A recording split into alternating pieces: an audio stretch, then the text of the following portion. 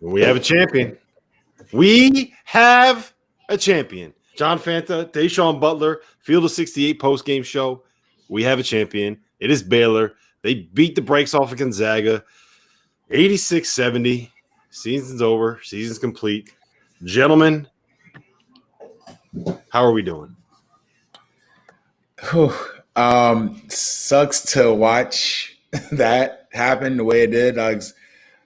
After the game, after the Final Four, seeing that was just like, sucks. But I mean, like I told you guys the other day, I thought Baylor would win this game. I just thought they were better and they had more. And they obviously displayed it the first 5 minutes throughout the game, leading into the rest of the game. Like, it was evident that they were just better today. From the jump. Yeah. It was clear who was better today. I thought, first and foremost, I just want to say, we made it through the entire season. We got through an entire season.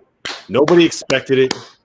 I do feel like, and I don't want to get too sentimental on the point, but I do want to say that when this game was canceled the first time, right?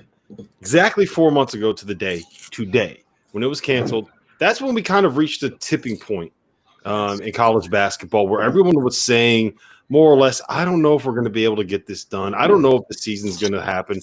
If we can't have the most anticipated game in the college basketball regular season that we're ever going to have, how are we going to make this work? How is this going to be possible? How are we going to have this work?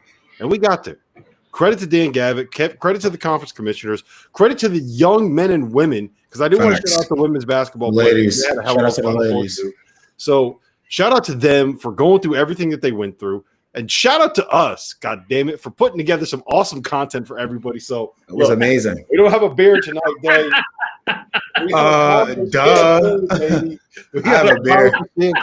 We're celebrating. What a night. What a game. What a season.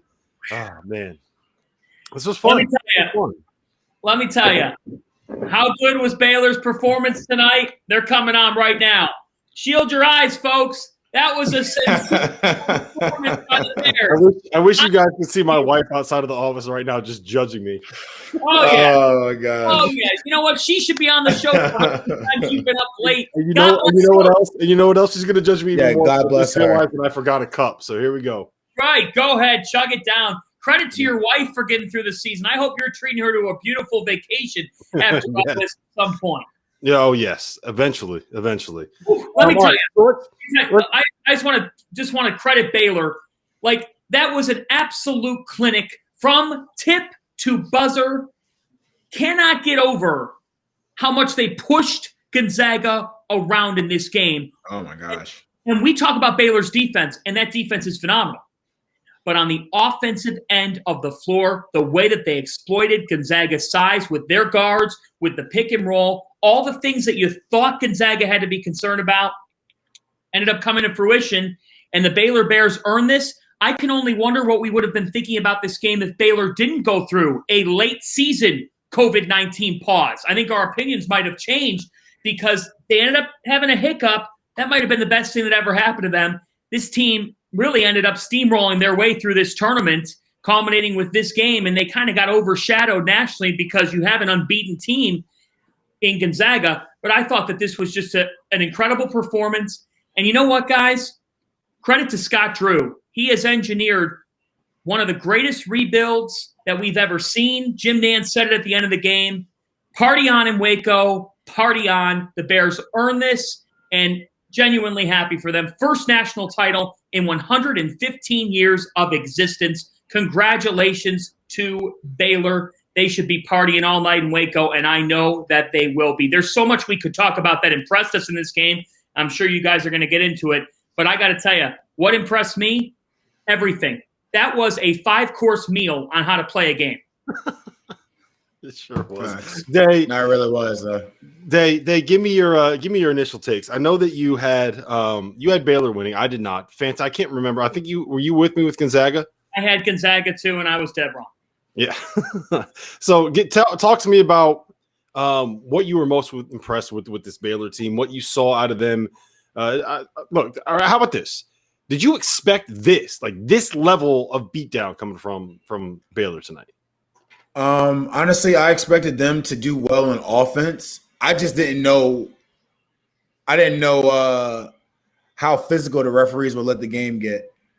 That's always a problem with any defensive team. Like, it doesn't matter if it was Baylor, if it was Houston, whoever. When you have these teams that are like predominantly defensive teams, you can get taken out of a game with a touch foul here or there. Not to mention Baylor's bigs were in foul trouble the entire game.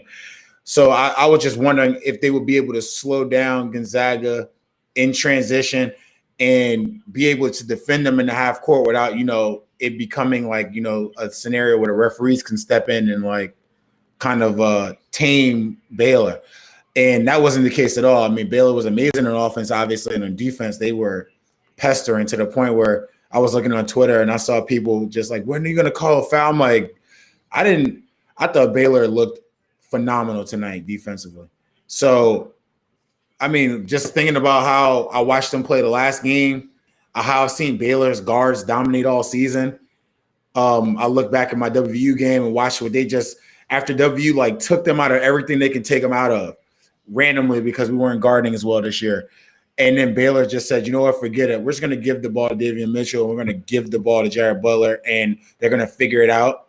And then watching what UCLA did with two somewhat bigger guards, I couldn't foresee Gonzaga staying in front of Baylor on the perimeter. Like I feel like the perimeter was just too much, and Baylor had too much coming off the bench to worry about losing to Gonzaga. It just came down to Gonzaga's defense to me. Baylor's defense to me.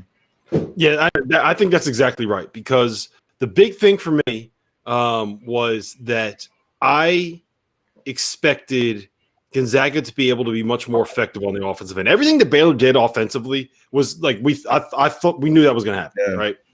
Yeah. I thought that Baylor would actually be able to run offense, that Gonzaga would actually be able to run offense. I don't want to say disappointed, because like it's very hard to be disappointed about a team that went 31-1. But I thought that Gonzaga would have less issues with the ball pressure that Baylor provided, and that was dead wrong. And it started right from the jump. Like, you could just tell who was the tougher team. Some of it was Suggs, and he got in foul trouble early, which sucked. Nembhard wasn't ready for it. But the big one was Timmy, man. Like, Timmy turned the ball over lots. You think Timmy was the big one?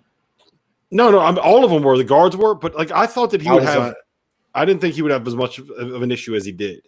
I thought Kispert was the one. I was like, he was – but, like – he hasn't been that good. What is this? What is this? Troy, what's going on, man? We can't hear you. You're on mute, Troy. Hear you. You're on mute. Take yourself. Oh, look at this guy. He hops in the stream. He hijacks the stream, and we can't hear him. You're still Troy. Troy, I have patience, Troy. Don't worry about these guys. I got patience, Troy. Take your time, brother. Take your time, brother. All right. So anyway, here. I was thinking, Rob. You know what I was thinking?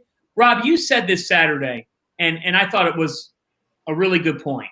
You said that Baylor was not going to let Gonzaga dictate who they were in this game. You said Baylor was going to they were going to push around Gonzaga, or at least attempt to. They were going to crash the glass. They were going to be who they are. Yeah. And it didn't matter how Gonzaga played them. And you know what? To Deshaun's point, Deshaun brought up the point of like the foul trouble and how would that play out. I actually thought Baylor said, you know what, foul trouble or not. Yeah, exactly.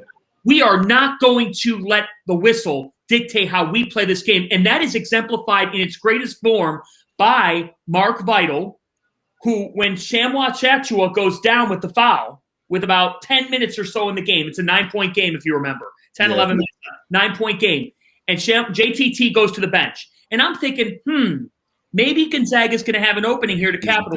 Mark Vital stuffs Corey Kispert. That is where your Kispert point, I think, is perfect, because Kispert is taking a shot that Baylor was anticipating the whole way. You can't be that predictable against Baylor's defense. And then what happens? Baylor goes to the other end, and Flagler drains what felt like a dagger. That hurt. That hurt. I'm not going to lie to you. That hurt. That hurt. I was so impressed with their guards, bro. I was – when I really knew that they were – obviously the first half, it got out of control somewhat pretty quickly. But when it got to the when Maceo Teague started getting when he ran off like 8 in a row, I was sitting there. I was like, yeah, this is gonna be bad because obviously Jared Butler was hooping, and that was one of the telltale signs we talked about before, Fanta. Yes, we did. That's what we talked about before. It's like if Jared Butler's playing well, then it might be a problem. But Jared Butler was playing well, Davion Mitchell was playing well, and I was just sitting there thinking, all right, well, you know, if anyone else decides to step in and score for Baylor, it could get out of hand. And then Maceo Teague ran off 8 straight. I was just like, yeah, it's just a matter of time. They could continuously recycle the bigs all they want. They were all in foul trouble. That's the thing. But were you before? I'm sorry to even continue like this, but were you worried? Not worried, but more or less intrigued because I thought that when Gonzaga started ball screening and they started getting those switches, and when they had Mayer on Timmy, and then they had other guys on Timmy, and Timmy was getting fouls, and they were getting to the free throw line, and they had their 2 to 3 bigs with 2-3 fouls. Sure. I kind of thought they were onto something, and then they didn't stick with it at all. They kind of like strayed away from it. Yeah. Yeah, no, they definitely did. And there was another thing that they did once in the second half that worked. Against the high ball screen, they tagged with the high man. Right? Remember we talked about that? Yes. They tag with the high man. And what that means is that you double the guy coming off the screen, and the player that's not in the corner but higher, the guy on wing extended, is tagging the roller, which means going to make sure they can't get the pass to the roller. They did it once in the second half and forced a shot clock violation. Every other time they got dunks and wide open threes.